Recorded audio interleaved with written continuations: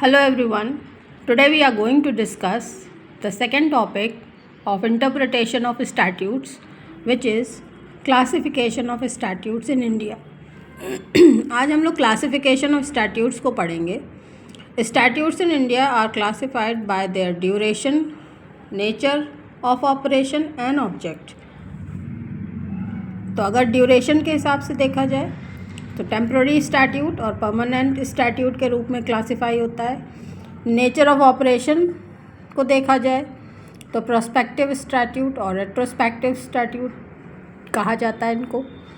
अगर ऑब्जेक्ट की दृष्टिकोण से देखेंगे तो declaratory statute, remedial, codifying statute, enabling statute, consolidating statute, enabling के साथ disabling statute, penal statute, taxing statute, explanatory statutes, amending statutes, repealing statute, curative statutes आदि के रूप में क्लासिफाई किया जाता है.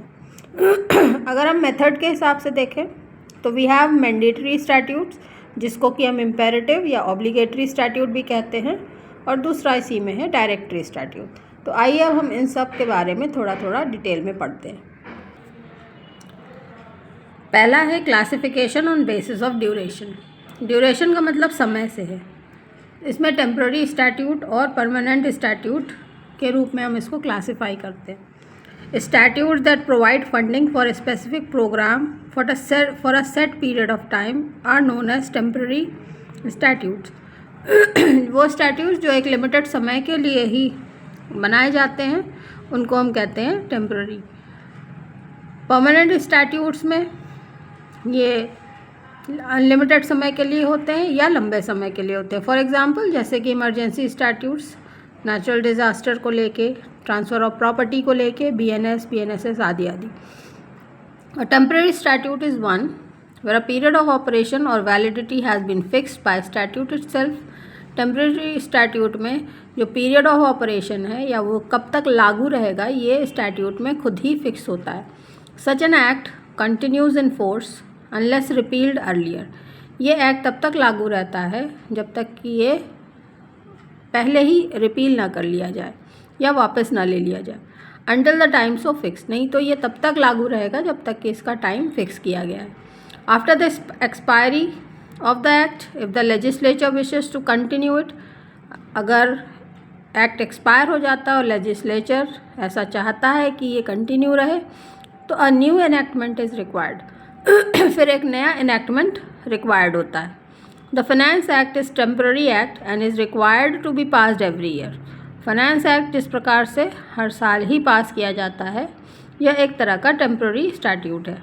A permanent statute is one where no such period has been mentioned, but this does not make the statute unchangeable. Such a statute may be amended or replaced by another act. तो permanent statutes में time period की कोई बाध्यता नहीं होती है.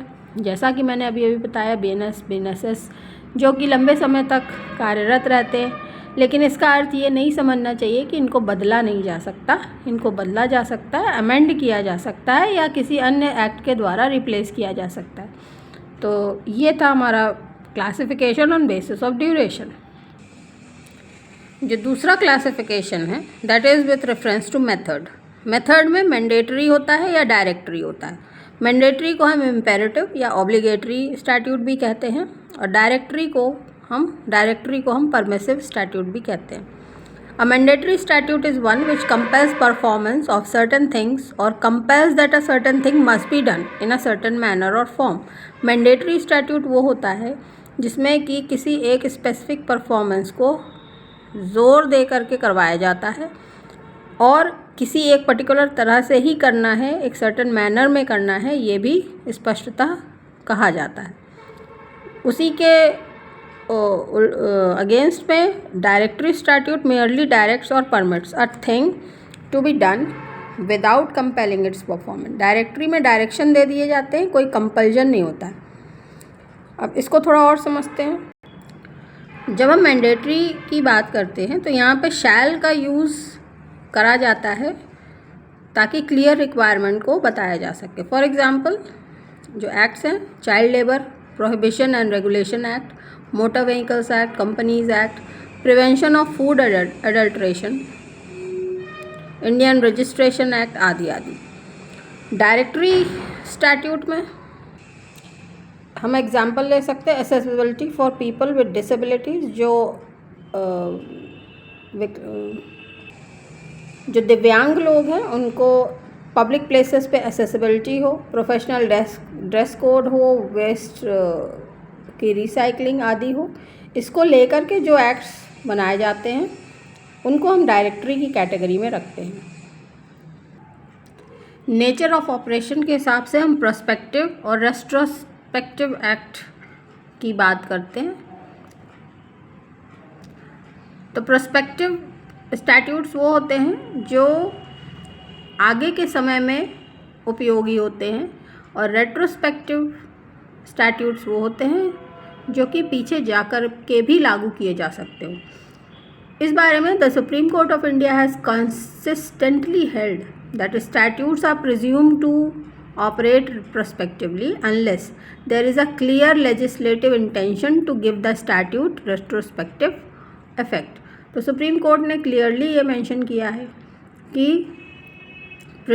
Statutes जो हैं वो प्रोस्पेक्टिवली ऑपरेट करेंगे जब तक कि स्पेसिफिकली लेजिस्लेशन का मंशा इंटेंशन नहीं होता है कि उनको रेट्रोस्पेक्टिव इफेक्ट दिया जाए।